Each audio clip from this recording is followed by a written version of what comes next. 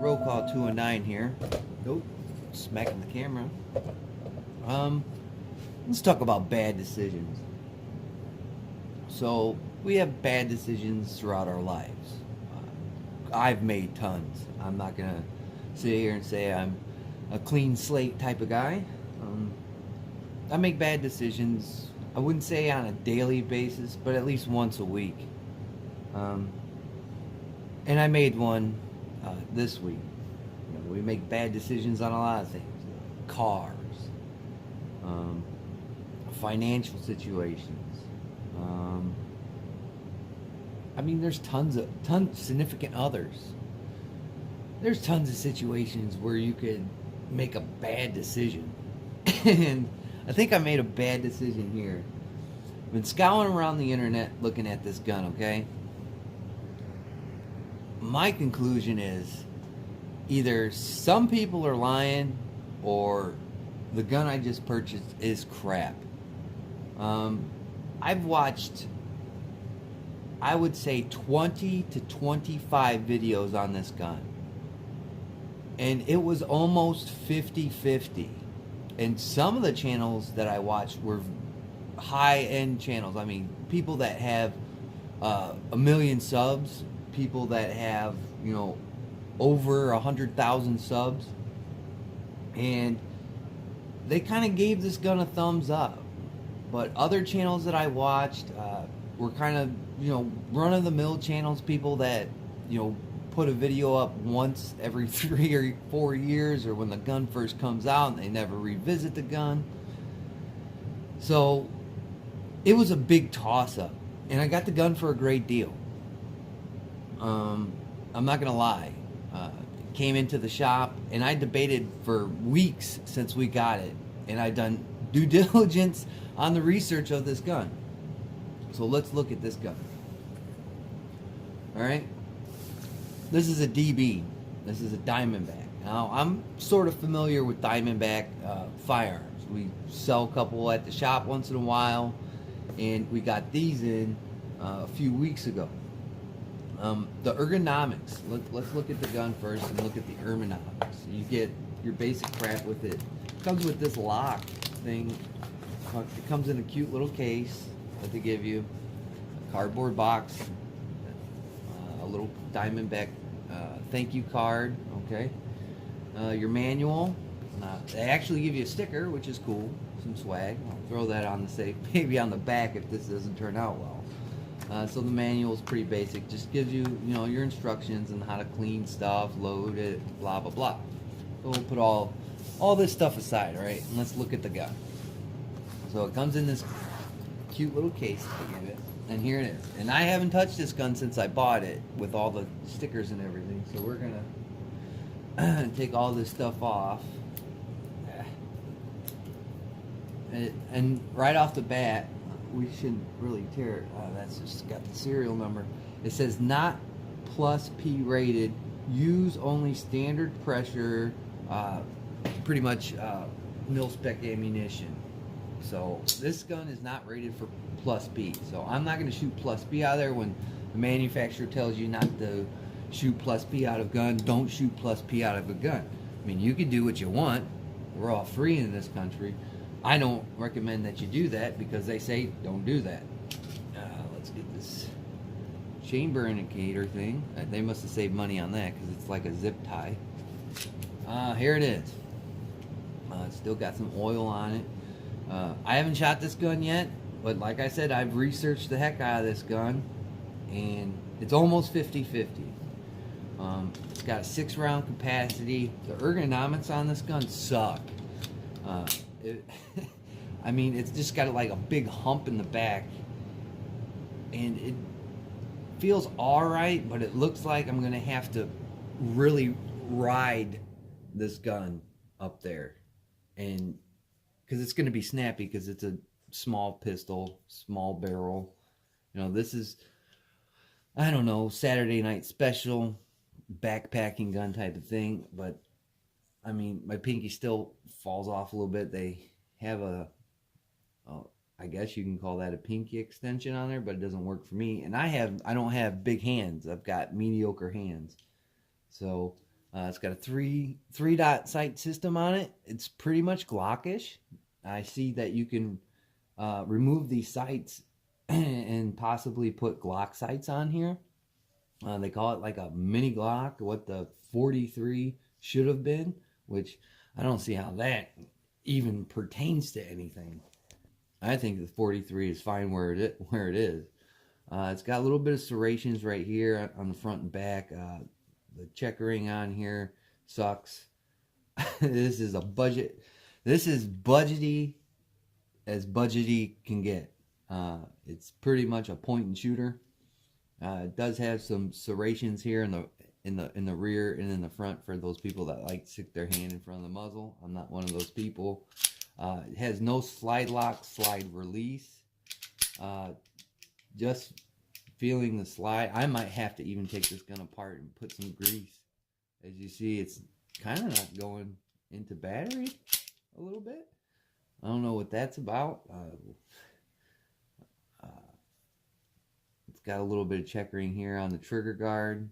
Trigger pull, we'll check that out. The gun is unloaded. It doesn't have a slide lock, slide release on the gun, so it's not going to lock back on the last round.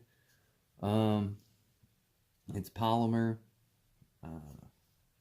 Other than that, it is made in Florida, I guess. Diamondback Firearms. It's got 3 pins in there. I don't know if you can see it. It's got 3-pin system in there.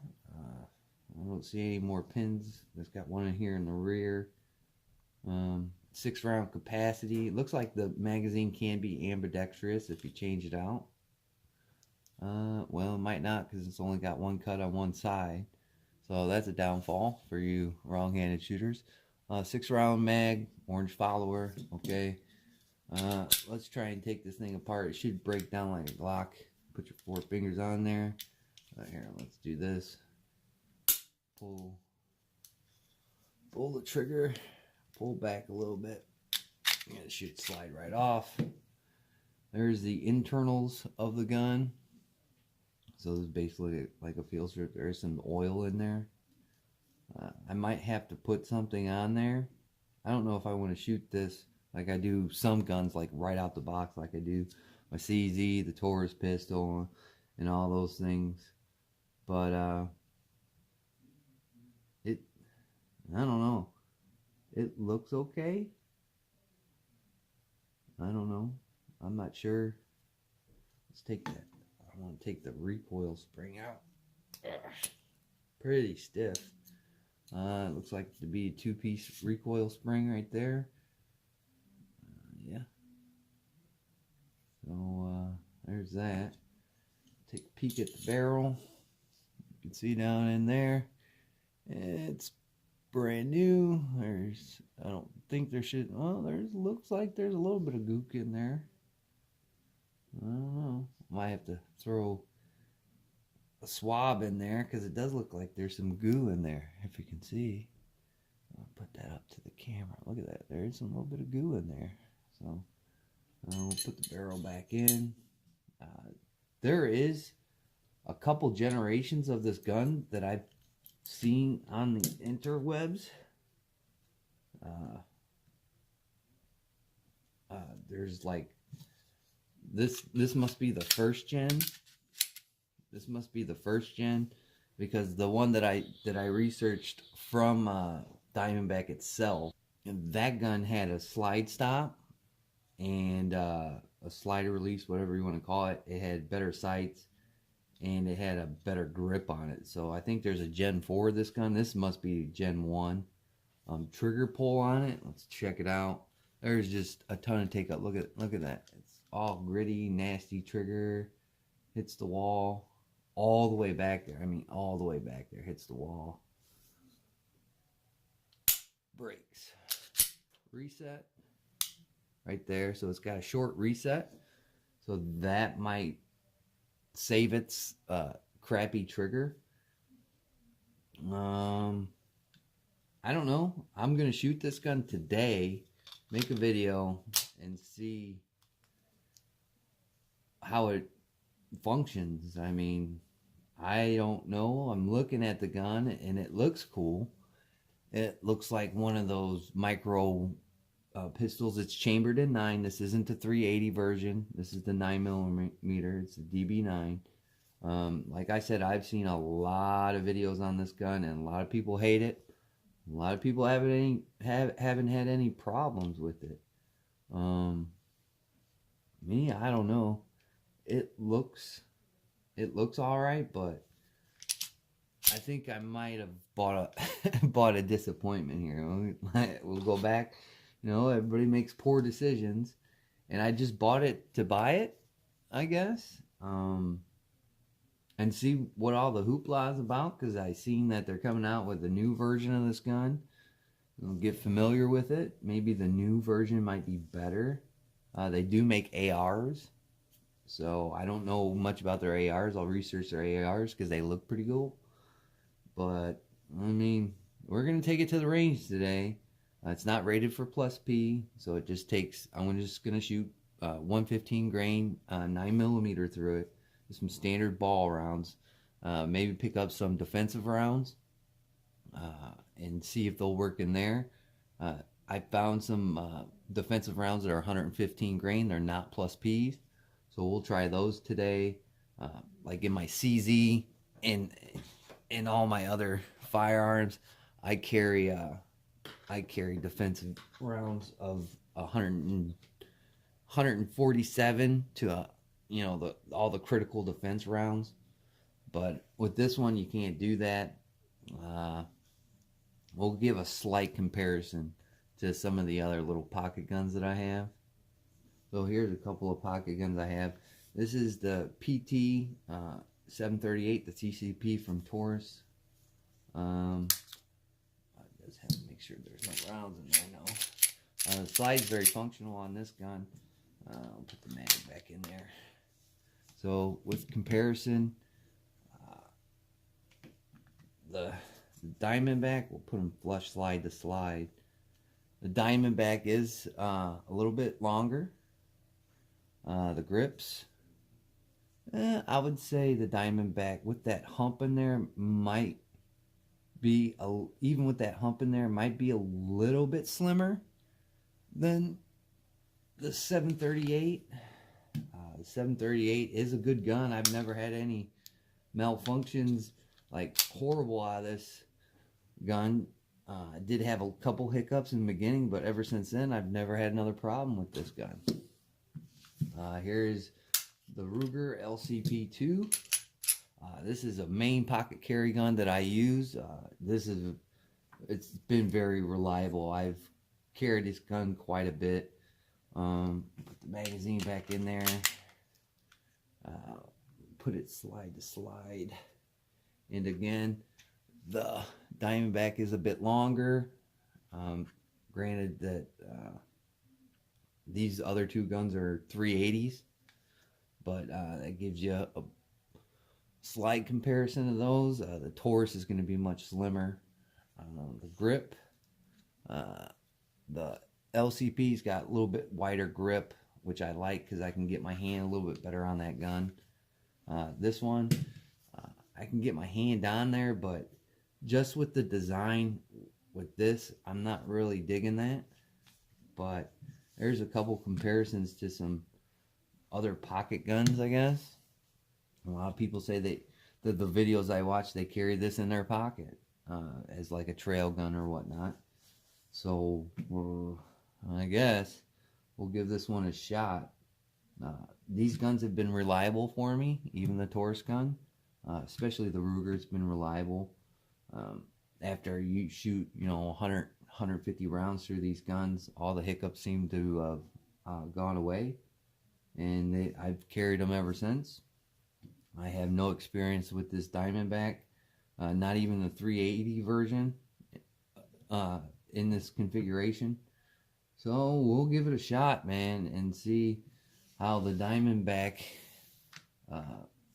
turns out to be, whether it's a bust or it's reliable to some certain extent.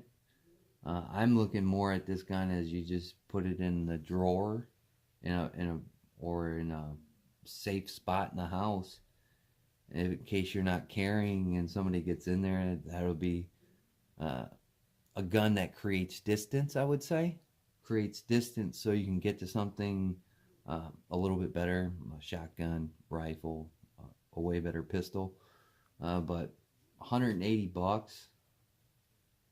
I think it was like 190 with some tax. 193 or something, 192 bucks. We'll give it a go and we'll see what it is and what it's about. I've kind of got a little bit of doubt in my mind, and I think I might have made a bad purchase here, but we'll give it a go. We'll try and see what this little gun can do, what it can handle. And one more thing I want to point out. It's not necessarily that these little pistols are junk.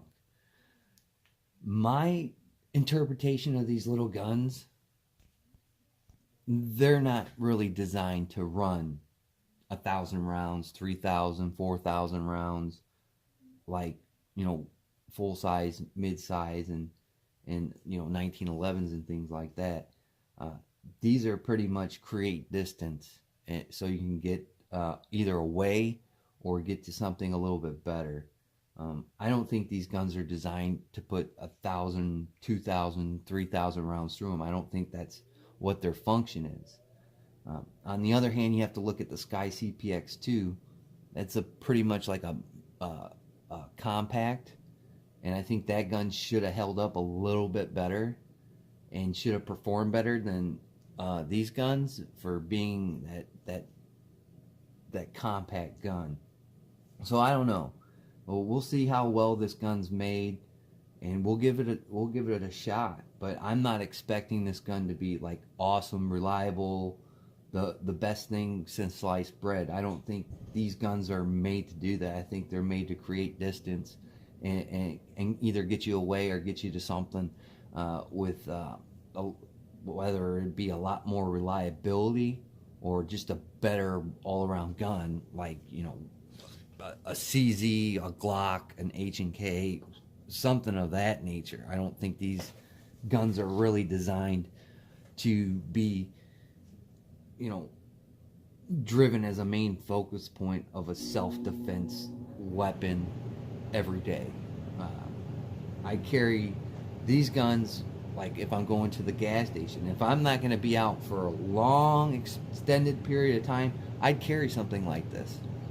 You know, if I'm going out to the gas station to get gas and to come back home, if I'm going to be out for a long extended period of time, I'm grabbing a gun with a higher capacity, first of all, and that's really, really reliable. So we'll give it its fair shake. You know, I doubted a couple of guns that I have right now, but they seem to work. They work well, and I carry them and I trust my life to, like my Taurus PT 111 G2. Never had any problems with my PT 709, which is the single stack. So I mean, sometimes you hit a diamond in the rough. Let's hope this is one of them. With that being said, I'd like to thank my old and my new subscribers and just the people that zip through my channel. I greatly appreciate it. Like, comment, subscribe, share your favorite gun content. Like always, guys, I'll catch you on the next one, and we'll go see what this gun can do.